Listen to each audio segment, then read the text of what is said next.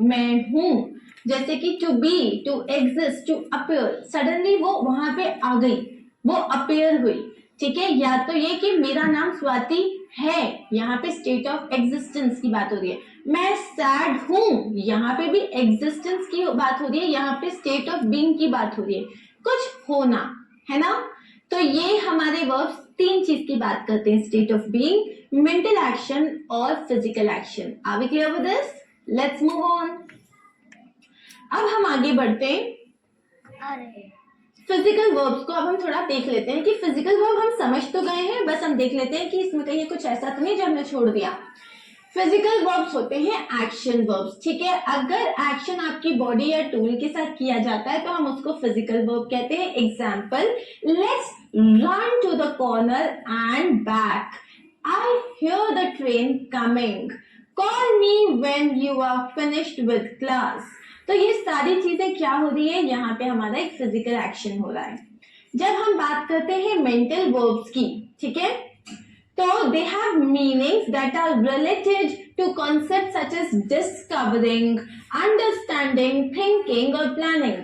जब भी मैं ऐसी कोई भी मैं ऐसा काम कर रही हूँ जिसमें मेरा मूवमेंट नहीं हो रहा है, ठीक है, जैसे I discovered something new, I thought about something, I am thinking, या फिर अंडरस्टैंडिंग, प्लानिंग, ये सारे वर्ड्स आपके मेंटल एक्शन में आते हैं। हम कुछ एग्जांपल्स देखेंगे। आई नो द आंसर, यहाँ क्या हो रहा है, वो आंसर को जानता है, यहाँ तुम्हारा वर्ब है no, I know the answer. She recognised me from across the room, उसने मुझे दूसरे रूम से ही पहचान लिया, या उसने मुझे रूम के कोने से जहां वो खड़ी थी वहीं से पहचान लिया। क्या किया उसने यहाँ पे, उसने पहचाना। रिकॉग्नाइज का मतलब होता है पहचान लिया। Do you believe everything people tell you, क्या जो भी तुम्हें जो बताता है, लोग तुम्हें जो भी बताते हैं तुम सब पे विश्वास कर लेते हो। क्या कर रहे हो तुम यहाँ पे, तुम यहाँ बिलीव कर रहे हो, विश्वास कर रहे हो। तो ये सारे क्या हो गए, हमारे मेंटल वर्ब्स हो गए।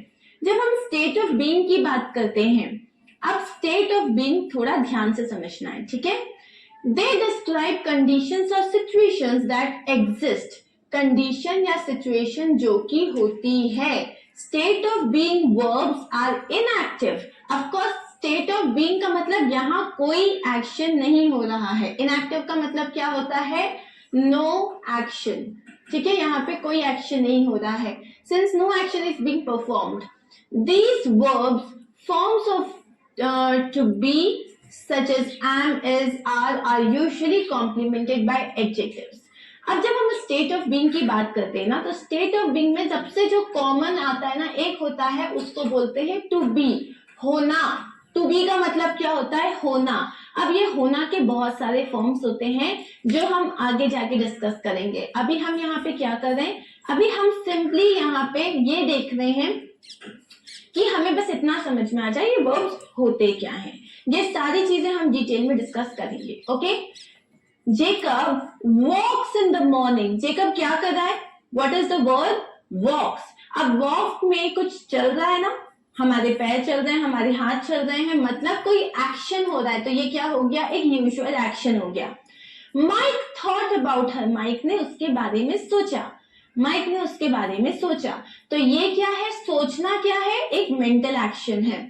Albert does not like to walk, Albert को वॉक करना बिल्कुल पसंद नहीं है। तो यहाँ पे ये एक इसमें नॉट वर्ड आ रहा है, तो ये एक नेगेटिव एक्शन हो गया। एक्शन तो है लेकिन नेगेटिव एक्शन है। एना इज अ गुड गर्ल, वो एक अच्छी लड़की है। एग्जिस्टेंस, स्टेट ऑफ बीइंग हो गया ये, ठीक है। आई फील सॉरी, यहाँ पे किसकी बात कर रहे हैं हम, फीलिंग की बात कर रहे हैं, ये भी एक मेंटल एक्शन है। आई हैव अ गोट, यहाँ हम बोल रहे हैं मेरे पास एक गोट है, मतलब मैं बात कर रही हूँ पोजीशन की, मेरे पास कोई चीज है तो मैं बात कर रही हूँ पोजीशन की। Sonam is a student, again Sonam एक स्टूडेंट है, तो ये भी एग्जिस्टेंस की बात आ गई, स्टेट ऑफ बीइंग की बात आ गई, ठीक है। अब हम देखते हैं